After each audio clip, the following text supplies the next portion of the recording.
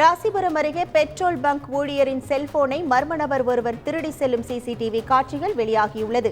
நாமக்கல் மாவட்டம் ராசிபுரத்தில் இருந்து ஆண்டகலூர் கேட் செல்லும் சாலையில் அமைந்துள்ள தனியார் பெட்ரோல் பங்கில் நள்ளிரவில் பணியாளர்கள் தூங்கிக் கொண்டிருந்த போது மர்ம நபர் ஒருவர் சார்ஜில் இருந்த செல்போனை திருடி செல்லும் காட்சி சிசிடிவி வெளியாகி தற்போது சமூக வலைதளங்களில் பரவி வருகிறதால் பரபரப்பு ஏற்பட்டுள்ளது.